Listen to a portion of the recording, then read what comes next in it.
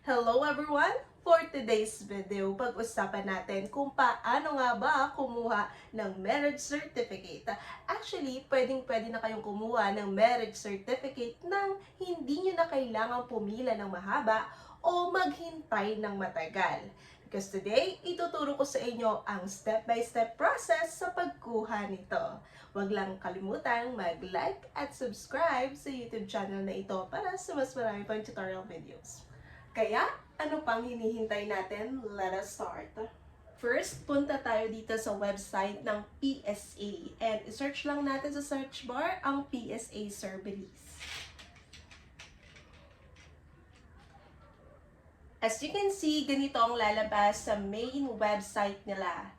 Advisory or dito sa website na ito ay temporarily unavailable. And let us wait until further notice, okay? So actually, ever since ito na yung website na ginagamit ko sa pag-access ng mga document ko kay PSA, especially birth certificate, marriage certificate. However, nagkaroon nga sila ng problem by this time. So kapag ganyan, upang ma-access pa rin natin ito at makapag-request pa rin tayo online, gamitin natin yung iba pa nilang website. So meron pa silang iba pang website. So again, punta tayo dito sa search bar at search lang natin itong PSA Online. At piliin lamang itong PSA Helpline. Ayan. Tapos, ganito yung interface niya. May makikita tayong document like birth, marriage, and death. Tapos, yung possible delivery mode like pick up or door-to-door. And of course, yung price range niya na nag-range ng 335 to 390 pesos kapag pick up. And nag-range naman ng 365 to 420 pesos kapag door-to-door. Okay? So, kung okay na kayo, balik tayo dito sa taas and let's click order now. Ayan. And piliin lang ang marriage kung marriage certificate po ang need natin. Okay? Ang need ninyo na document. And i-check lang ang mga boxes dito about its terms and condition. Tapos, scroll down lang natin. Tapos, scroll down lang and i-click continue. Tapos, may lalabas na ganito. Are you requesting your own marriage certificate or for someone else? Kung ang kukuhanan po ninyo na marriage certificate ay sa inyo mismo, i-click lang po natin itong my own marriage certificate. Tapos, kapag para naman sa ibang tao ang kukuhaan ninyo, pwede rin naman itong for someone else. Pero, in my case, ang kukunin ko ay ang aking marriage certificate. So, kaya i-click lang natin itong my own marriage certificate. Ayan. And then, tapos click continue. Then, ganito na ang lalabas. Ito ang mga need ninyong ihanda or i-fill up kapag mag-order kayo ng marriage certificate sa kanila. If nabasa nyo na, ayan po, i-click lang ang continue. Tapos, i-fill up lang natin ang ating mga personal information o ng taong kukunan natin o yung ating information mismo. Ilagay natin kung ano ang ating sex, kung lalaki ba or babae, and yung ating civil status. Malamang married ang pipiliin natin, no? Kasi nga, marriage certificate ang kukunin natin. Tapos, wag din kalimutan ang first name at kung kayo naman ay babae, ilagay po ninyo ang inyong middle name ninyo sa pagkadalaga.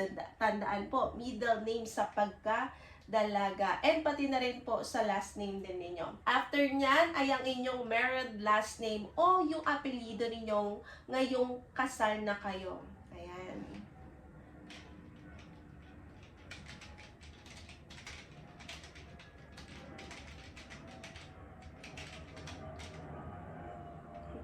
Next naman is yung birthday ninyo na nagsisimula muna sa month, day, and year. And ang last is yung ID type. I-tick lang po natin itong arrow down sa baba. Tapos, pumili lang kayo ng ID na meron kayo at pwede ninyong i-present kapag kukunin nyo na po yung document ninyo sa pick-up branch or ipapakita ninyo sa courier kung door-to-door naman po ang inyong pinili. Okay? Sa akin, ang pinili ko ay ang Philippine Identification System Digital ID or ang ating National ID. At kapag may naselect na po kayo na ID dito, ayan, i-click lang ang Continue. And ganito na ang lalabas. You need na i-double check kung tama ang mga info na naririto. And kapag okay na, i-click lang ulit natin ang Continue. Tapos, ang lalabas naman ay ganito. I-fill up lang ang mga information na tungkol sa asawa ninyo, like yung first name ng asawa po ninyo, middle name, at last name. Kung ang asawa po ninyo ay may suffix na junior or senior, the third, the second, ilagay din po natin katulad ng nasa format. At, ayan na. Kapag okay na, i-click lang sa baba ang Continue. Dito naman, ang lalabas sa inyong marriage date or kailan kayo ikinasal. Unahin lang ang month, day, and year. Okay? And once na may date na, i-click lang po natin ulit ang Continue. And for the next step naman, ay ang place of marriage or kung saan kayo ikinasal. Una ay place of marriage, country, saang bansa kayo ikinasal. Kung sa Pilipinas, piliin po natin ang Pilipinas or Philippines. And kung saang province or municipality kayo ikinasal.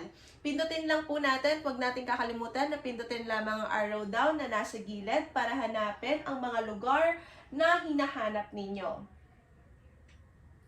Ayan. And kapag may lugar na, pindutin lang natin sa baba ang Continue.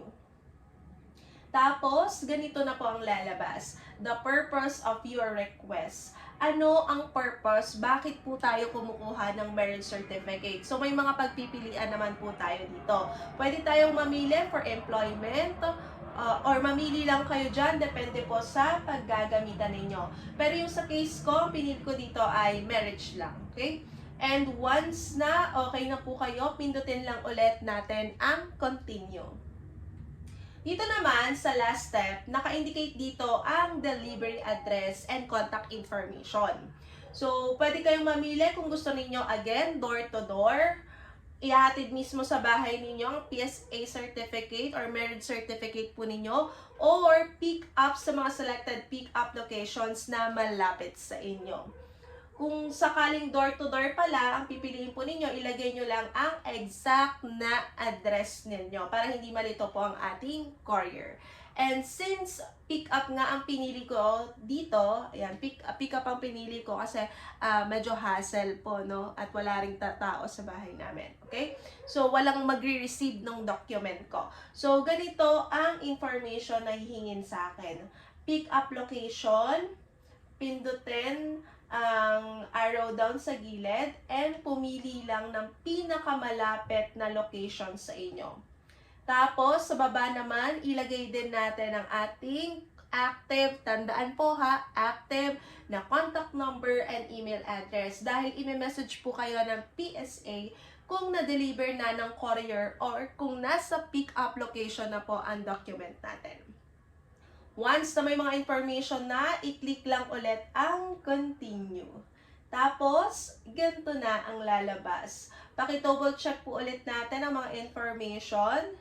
Ayan. Then, sa pinakababa, nakalagay ang number of copies. Siguraduhin na 1 copy lang ang nandyan kung ang need ninyo na kopya ay isa lamang po. And syempre, nandyan na rin ang amount na 335 pesos kung isang kopya lamang po. Pero kung gusto nyo ng mas marami, malamang hindi lamang po 335 pesos ang makukuha po ninyo. Okay? So, at once na okay na po kayo dito, scroll down lang and i-check lang ang confirm. Tapos, pindutin ang, ayan, continue. Then, lalabas na po itong payment options na kung saan pwede ninyong gamitin ang inyong GCash. Marami po tayong options dito. GCash, Maya, or iba pang payment options po. So, sa akin naman, ang ginamit ko ay ang GCash. So, in-scan ko lang ang QR code na andyan para makapagbayad po kayo. Or, kung wala pa naman po kayong pambayad agad, kasi hindi nyo pa po alam, di sapat yung laman ng GCash po ninyo. So again, kung hindi pa kayang bayaran that time, pwede naman i-download muna natin ang QR code and then tsaka po natin siya i-scan para makapagbayad po tayo. Okay?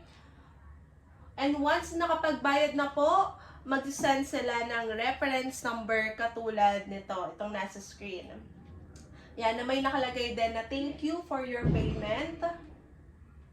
Again, magte-text po sila sa contact number na binigay ninyo about the status of your document. Pero kung gusto nyong masigurado, pwede po kayong pumunta dito sa check status na nasa taas na part. At i-type lang natin yung ating reference number. And click check status. So, dito, ang makikita natin, ayan, na kakabayad lang natin and pinaprocess pa lang po nilang order natin na marriage certificate. Ayan. And then, ayan na nga. Tapos na. Nakapag-order na tayo. Kaya nga, kung may natutunan kayo for today's tutorial video, wag po natin kalimutang mag-like at subscribe sa YouTube channel na ito para sa mas marami pang tutorial video.